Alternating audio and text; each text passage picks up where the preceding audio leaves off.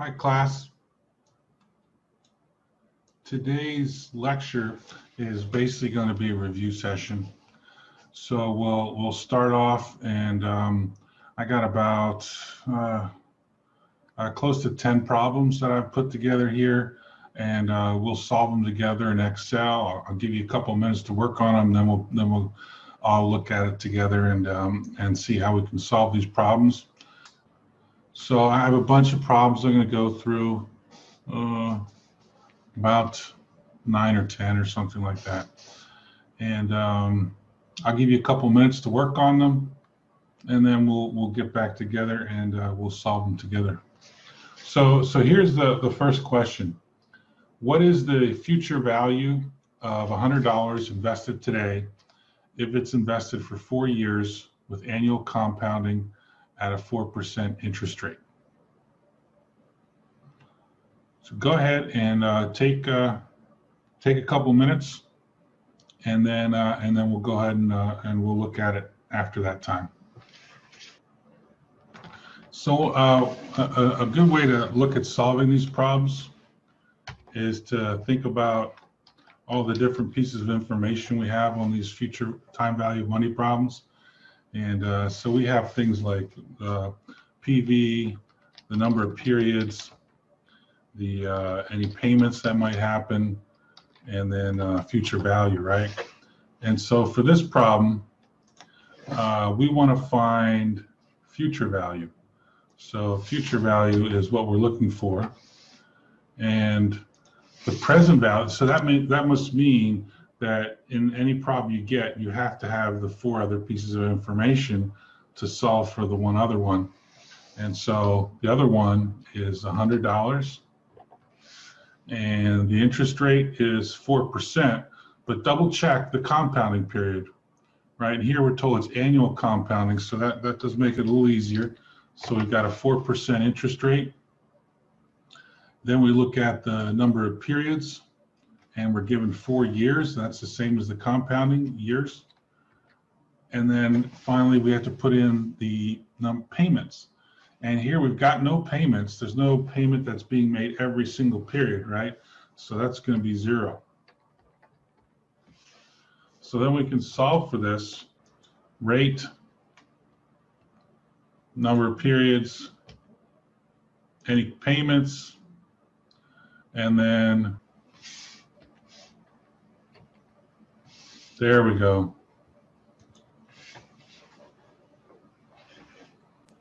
Coach, I got a quick question. Yeah, go ahead. Yeah, so I got a personal issue of how I can distinguish or what words I should look out for to know what gets put into the payment section. So do you have any advice of what, I guess, terms I should be looking for so I can kind of resolve that issue? Wait, you said you're not sure about what gets put into the formula? No, yeah. So I'm talking about the payment section of the Excel formula for PV or FV. So I just wanted to know what terms I should look for to know what numbers should be placed within that section. Well,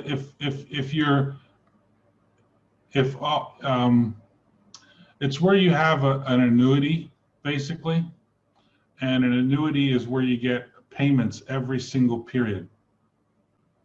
So like a loan payment, or if you're told that you get you invest $100 every period, so that's when you would have to have a payment. But if the problem like this only has present value and future value, then payments are 0. Payments have to happen every single period. And we see that when we're doing a loan or when we have an annuity. All right, thank you. I think I did the math on this one. So for that one, we take the present value, which is $100, right? And then we multiply it by 1 plus the interest rate, which is 0.04. And then we take it to the power of the number of periods. So that's how you would solve this problem using math. And so you get the same answer, 116.9. Okay, I'm going to go on to the next problem. What is the present value of the following payment stream discounted at 10% annually? And so we've got 3 payments over 3 years. So I'm going to go ahead and put it on a timeline.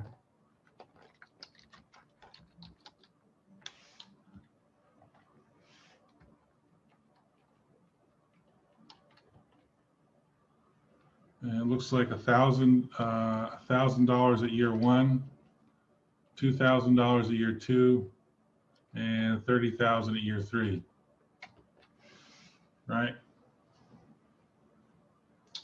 So 2 ways, right? One is to use the Excel formula. Other one is using math. So NPV function is pretty easy to do on this. And so all the discounting is done annually. The cash flows are annually. So that means when we use the interest rate and the number of periods, it's all based on a year. And so the interest rate is 10%. That's annually. And then we just put in the cash flows one after another, separated by commas.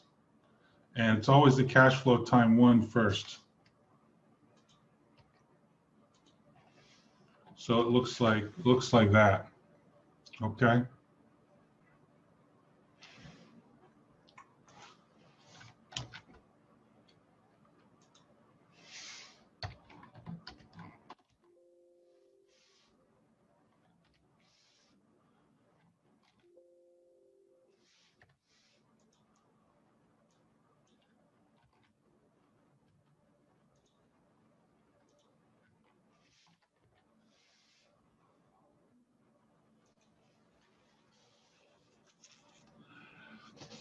Now, how will we do this with math?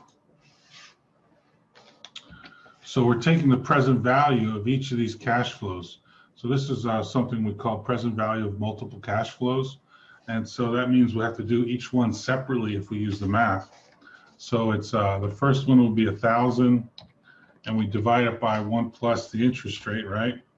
And the interest rate's 10% in this case. And then we take it to the power of the number of periods that it is in the future.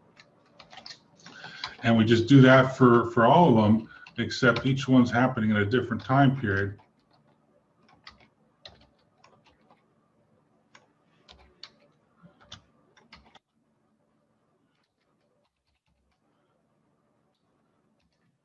So the last one's going to be discounted back 3 periods. So it's going to be something like that. So that should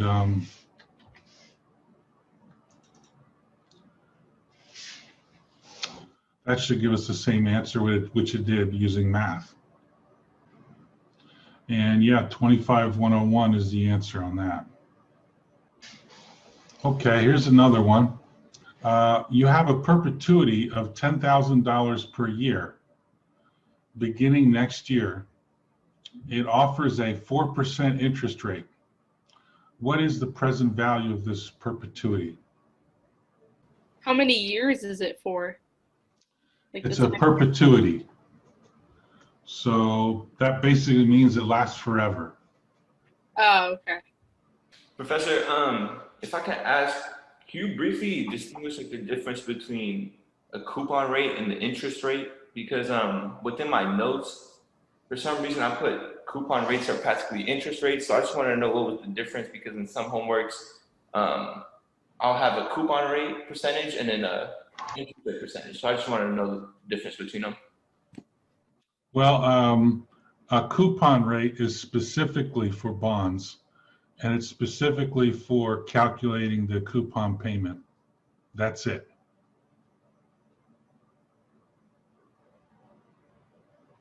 And otherwise, interest rates can be the rates of returns for loans. It quoted as like an APR. It can be the returns you get on an investment. So you kind of have to look at the context of the question a little in terms of you know, how the interest rate is being used, right? Because interest rates, depending on your point of view, it can be like a cost to you, or it can be a positive return. All right, makes sense. Thank you. So I see I got a couple $250,000 answers. So this one, you can't really solve it in Excel because basically the math formula is really simple. And this is the math formula for perpetuity.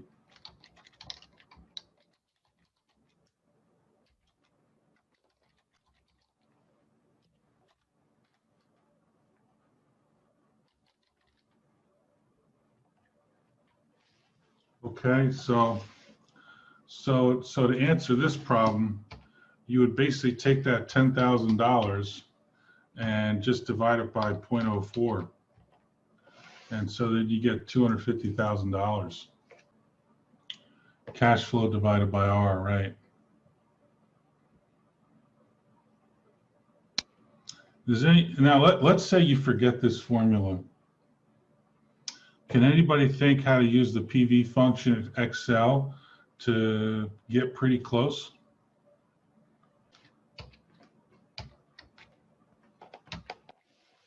Right, the first thing it asks for is the rate. Okay, let's do 0.04. We know that. The next thing it asks for is the number of periods. Why don't we just put in a really huge number of periods? Right, because a perpetuity lasts forever. So what if we put in like 1,000,000? That should get pretty close, right, to forever? Okay, I'm going to just try this. I've never done this before. So there's the payment of 10,000, and then there is no future value, so I'll just put 0 there. Because that's a perpetuity. It's only made up of payments. And what do we get? Oh, we got an error. Let's make this number a little smaller here. See if that helps. Look at that. So you can kind of get a perpetuity answer if you just guess a really high number of payments, and it'll pretty much get you there. So that's in case all else fails.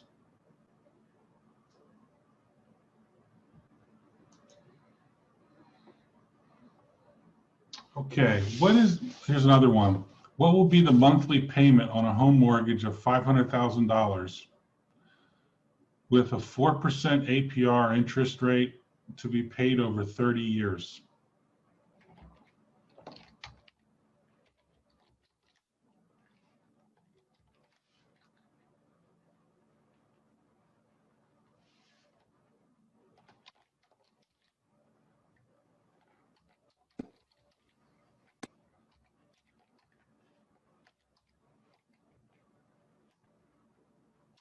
All right, let's take a look at this then.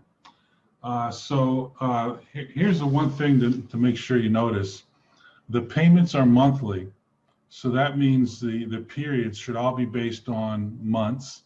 And so that means when we also calculate the interest rate that we're using, it should also be based on months, right?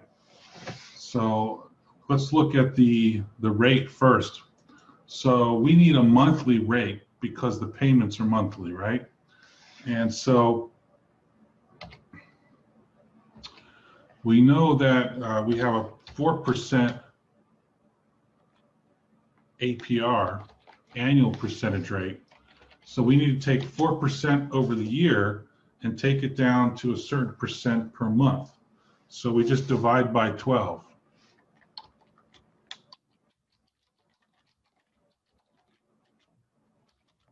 Right, so what's 4% divided by 12?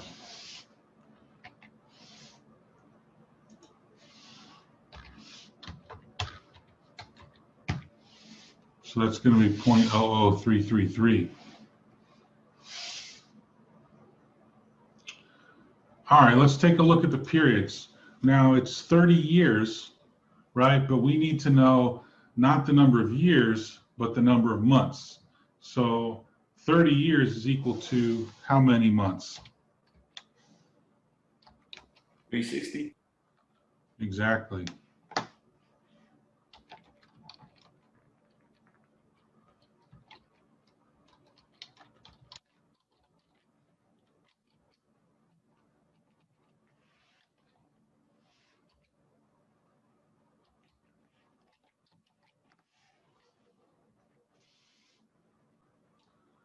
Okay. Now, what's the present value on this? It's just a loan amount, which is 500,000. Right, 500,000.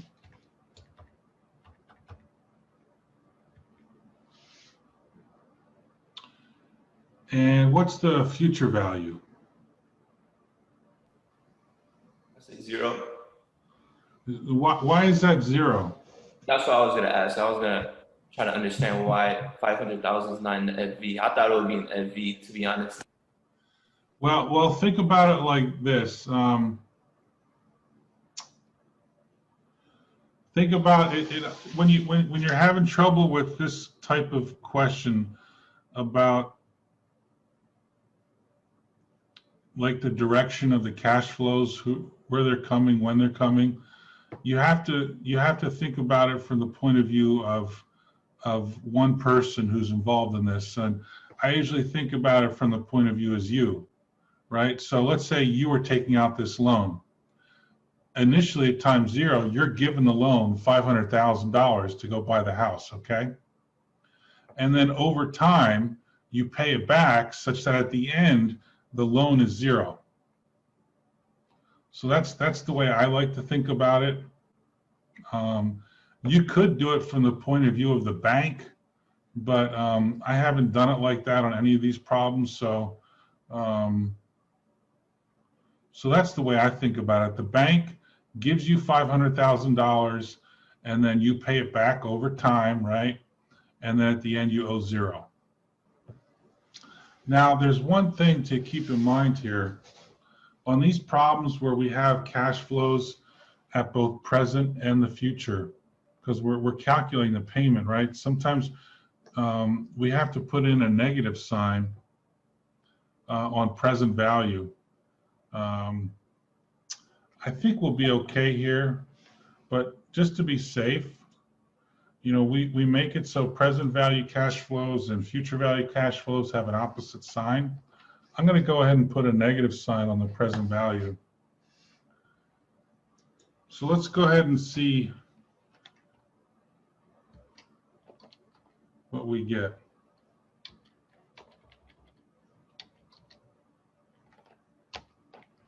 So there's the function, it's the payment function.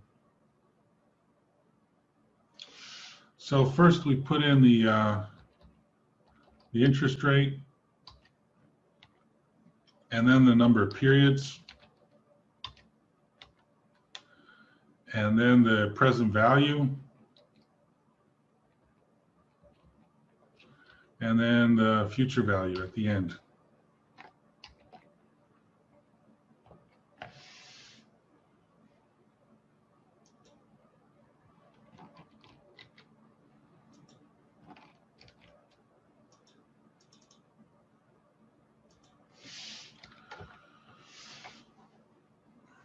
So that's the Excel format. So that's what it's going to look like. How about math?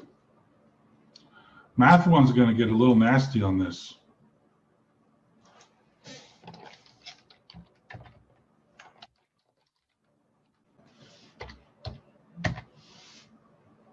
Okay, there we go.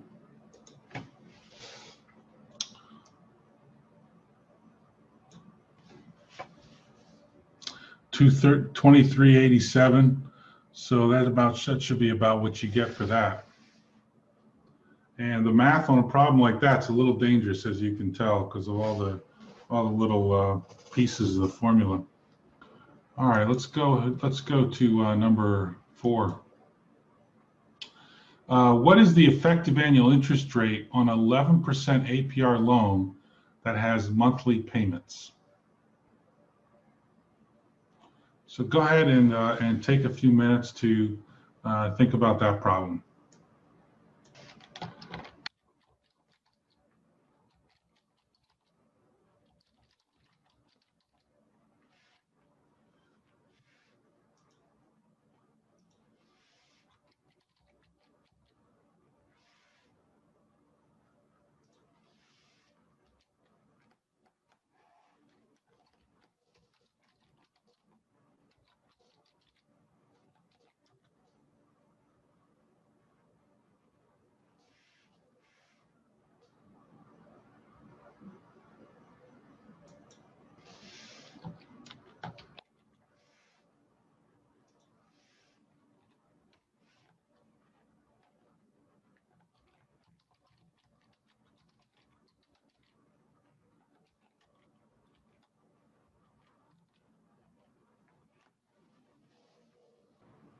Okay, so this is the relevant formula, and it's effective annual interest rate equals 1 plus the periodic rate, and then all to the power of the periods, number of periods per year, minus 1.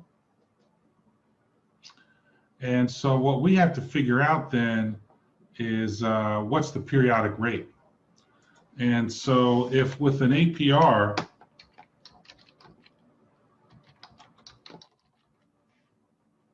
we take that 11% APR, which is over a year, and we have to convert that 11% to a monthly interest rate. And so that'll just be the APR divided by the number of periods per year.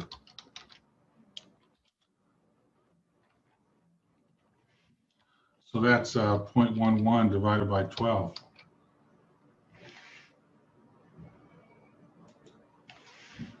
So that should give us the answer for the periodic rate.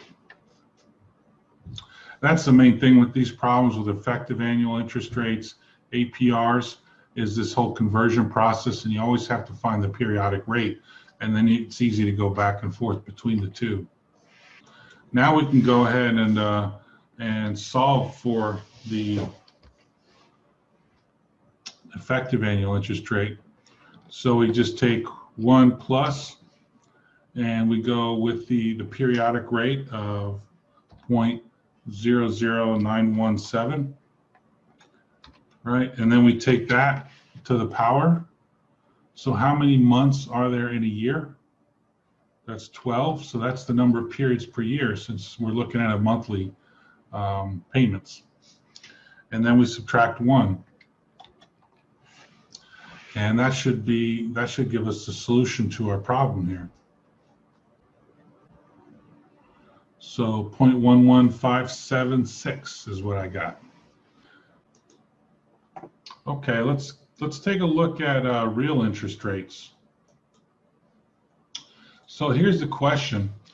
If you have a loan with a 24% interest rate and inflation of 14%,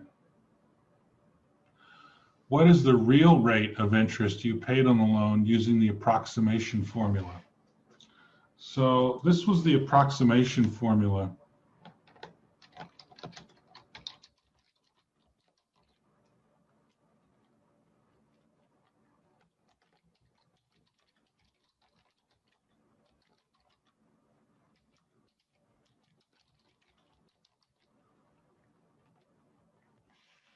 Okay, and so the real interest rate is what we're trying to find. And the thing to remember is the nominal is always kind of what you see and use in real life, right? And in this case, we have a 24% interest rate. That's the loan we're using. That's the nominal rate. And then we just subtract the inflation rate, and that's what we call the approximation formula to show you kind of in real terms what the interest rate is. So for us, it's just 0.24, and then we minus 0.14, right? And that'll give us our answer for this, the real interest rate. So that'll be 10%. What is current yield of a bond with a 10% annual coupon, five years until maturity, $1,000 face value, and a price of $1,000. The thing to remember on this one is current yield is a very specific equation, and that's why it's in quotes like that. And I'll just write it here, and then I'll give you guys a second to calculate it.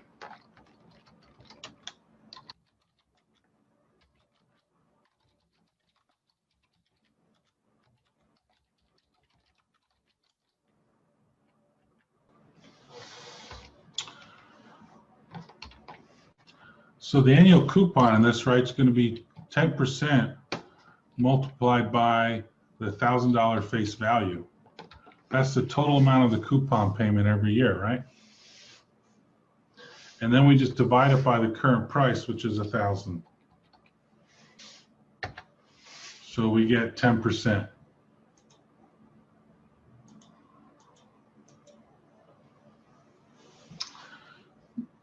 What should the price be for a $1,000 face value bond with a 5% coupon rate, semi-annual coupon payments, and 4 years to maturity if the yield to maturity is 10%?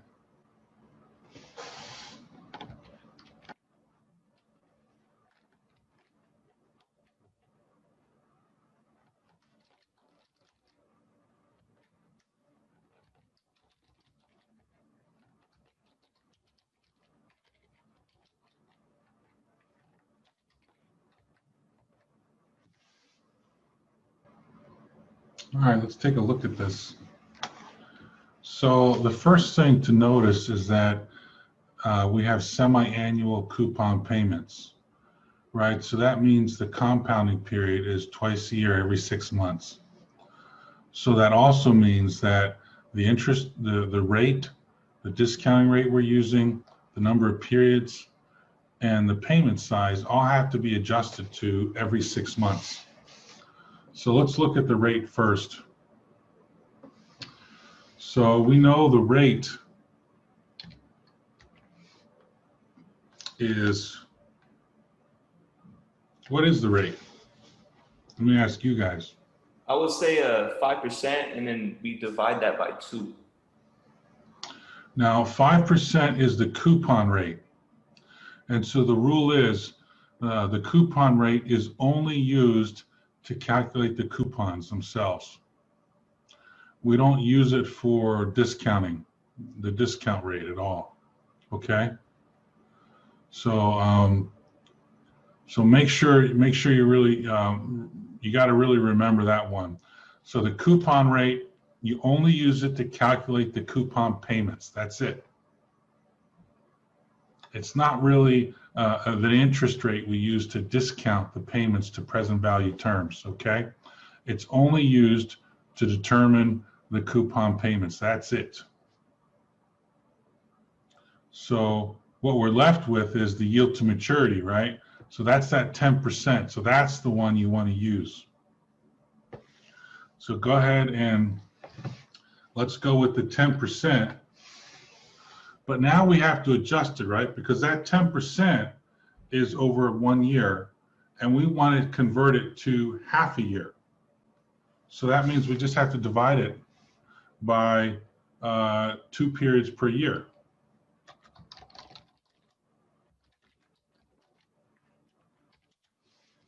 And so that means our rate we're going to discount at is actually going to be 0.05. Maybe that's what you were saying when you said 5%. I apologize. Yeah. I apologize. I thought you meant the coupon rate, but yeah. Oh, no, you good. Don't worry. All right.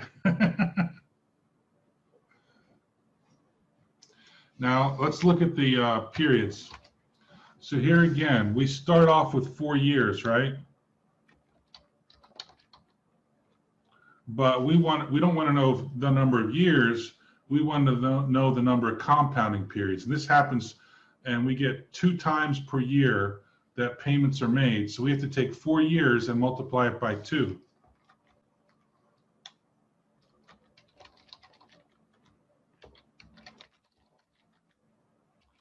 So that means we have 8 periods total, okay? And so next to last thing is the payments themselves. And so on the payment, we want the coupon rate, which is 5% multiplied by the face value of the bond. And so that'll give us the total of the coupon payments for the year. But we want it semi-annually. What's the coupon payment every 6 months, which adds up to the annual. So every 6 months means we got to divide it by 2.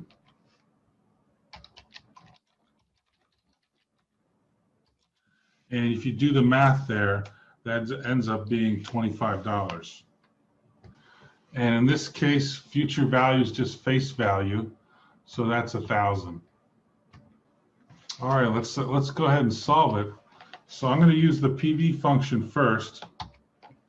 And the first thing is we put in the rate, which is 0.05, and then the periods, which is 8, and then the payment, which is 25, followed by future value of 1,000. So that should solve the problem for us. And it looks like a couple people got an 838. I think that's what I got.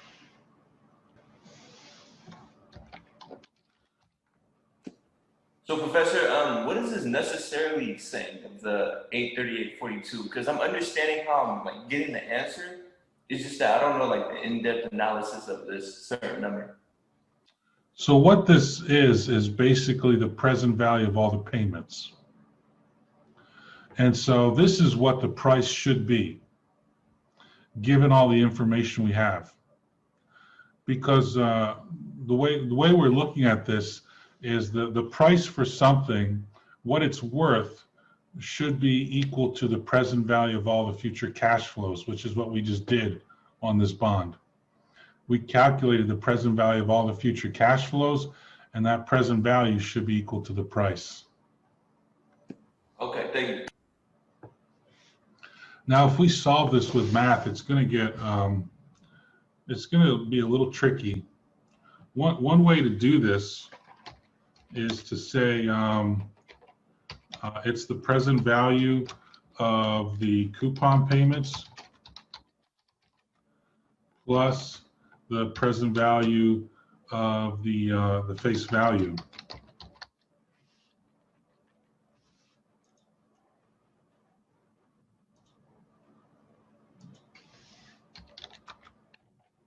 And if we do that, we should get the same answer of 838.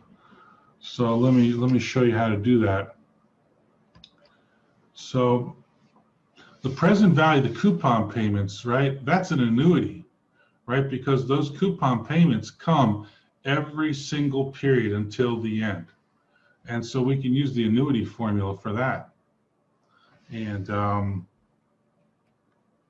the annuity formula is basically the cash flow and multiplied by 1 over R minus 1 over R times 1 plus R to the power of T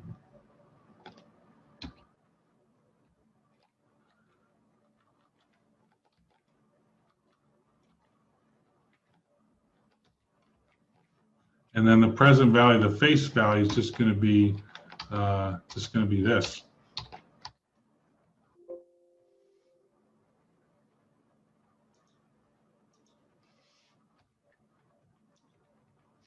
So that's how we would solve it with math.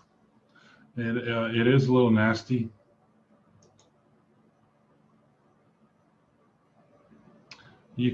So that would be good if we had a really long bond. I don't plan on putting any really long bonds in there in case you are using the math. You could also just take the present value of every single cash flow of the bond. You could do that as well. I'm going to solve it this way since this is how we set it up.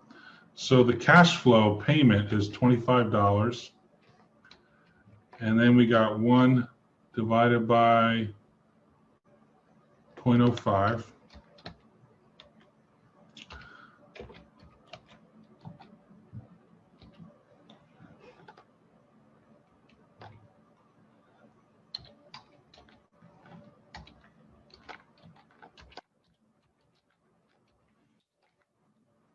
How many periods do we have? 8 periods.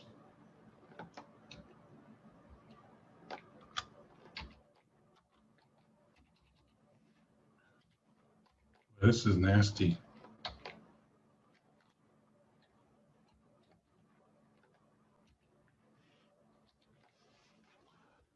And that's 8 periods away. So that should give us the same answer if I keyed everything in correctly. Yep. Okay. I'll let you choose which one's easier. All right, everybody's got 838. Okay, good deal. Any questions on that one? Okay, here's a question. What is the yield to maturity for a bond paying a 4% annual coupon, 10 years until maturity, and sells for $1,100? Assume par value is $1,000. So the good news is here, right, we have an annual coupon, so we don't have to make all those adjustments. So go ahead and take a few minutes and work on this one, please.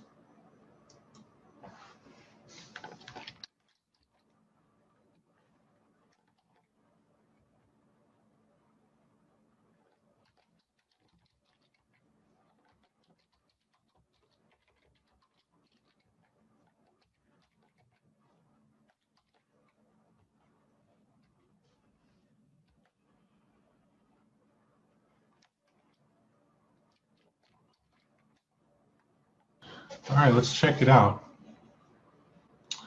So, so the rate is what we're looking for here, right? And that means we need to find the number of periods, the amount or dollar of payments, and then the present value, the future value. And this is where that one little thing we have to remember about making the present value negative. This is where it really pays out, because this is where we're going to get an error. If we put in the PV and the FV and the payments all positive, Excel's going to give us one of those num errors. It's going to say NUM, a numbskull error. And basically, you just have to go in and make the PV negative, because it's balancing cash flows with the ins and the outs, right? So if you're going to pay for a bond in the beginning, that's a negative cash flow, and then coming back to you as a positive cash flow in the future are the payments and the face value. So it balances that, so we just got to keep track of that. All right, how many periods do we have here? 10. All right, we don't have to do any changes because it's annual coupons, and the payment frequency tells us what the compounding frequency is. How much are the payments? I personally put $40 because I multiply 4% with the par value. That's the way to do it. So it should get, yeah, it should give us $40. Yeah.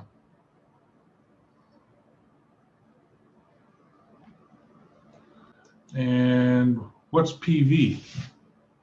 Negative 1,100. That's right. Because that's basically the price. Because we're told that it sells for $1,100. And so if it sells for it, that's the price. And the price is the PV. And how about future value?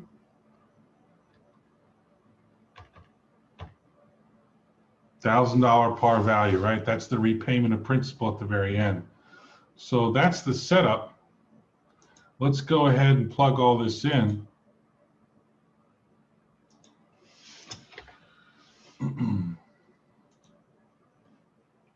So the first thing is the number of periods, that's 10. And then we have the payment, which is 40 every period. And then we have the PV, which is minus 1,100, followed by the future value of 1,000. So that should give us the answer right there.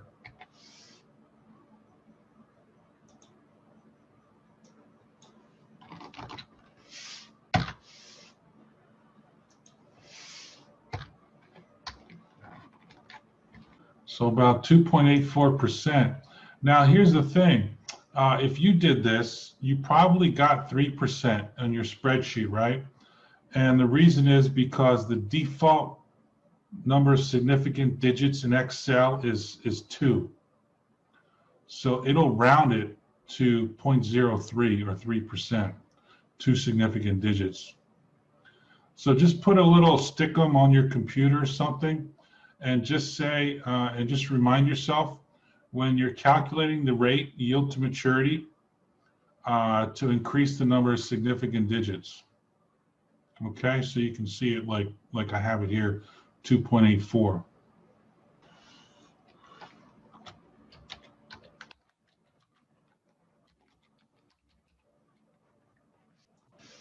So here's a concept question.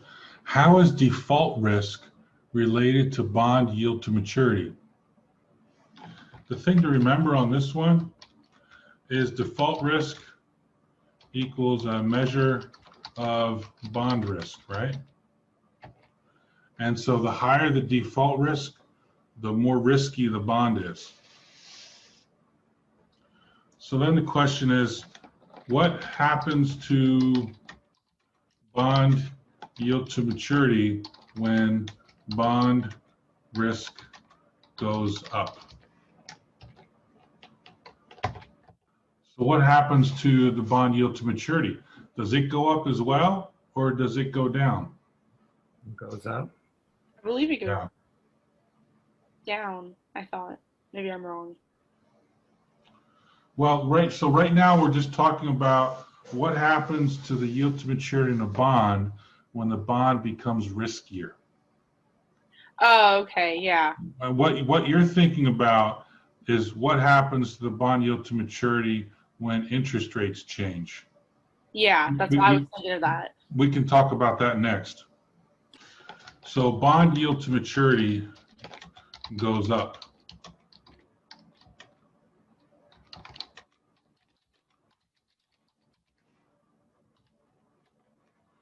The way to think about this is imagine you are lending money.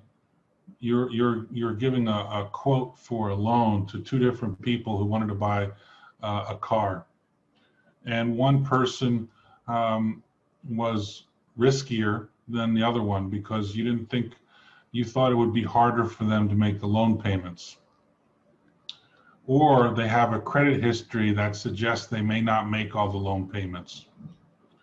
So what banks do at that point is, because the person is riskier, they will charge them a higher interest rate. So as the bond risk goes up or the loan risk goes up, the interest rate goes up to compensate for that extra risk. So here's what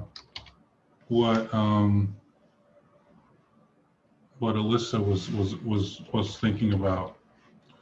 What happens to bond prices when market interest rates go up? The inverse relationship, right? Exactly. So just imagine, the economy we're in right now, it turns around. More people are working. More people have money to spend. People start buying more stuff. What happens then is we start getting more inflation. Prices start going up. And so at that point, the government says, you know what? These low interest rates worked for a while.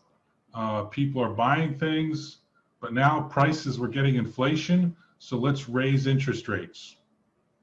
And that kind of cools down the economy a little when the government raises interest rates. So this is something that could happen, in the future here. So what happens to bond prices then when interest rates go up? Exactly what you just said. Bond prices do the opposite. They go down. And it's because now with higher interest rates, the new bonds pay higher coupons. And so those old bonds that were sold before, that had lower coupons don't look as good anymore. So those bonds, their prices go down because they don't look as good, because now interest rates are higher, and the new bonds have higher interest rates, higher coupon rates as well. So that's an inverse relationship between bond prices and interest rates. All right, so that's everything I have prepared for today. We kind of just have this review session. That's kind of what I'm trying this time to do instead. And use any browser you want for the quiz. The quiz is open book. Even if you have PDF, textbook, whatever your notes are. There is no webcam, but we still have one question at a time, no backtracking. So that's still on this quiz. That's the way it's set up. And so I hope you all do really well. And I'm pulling for you. And you have, yeah, Pakatorn asked how many attempts we have. Well, only one attempt. But if you have a lot of fun, maybe I'll come up with another quiz for you. So that's it for you. If you have any questions, I'll stay on here. Otherwise, I'll talk to you guys later.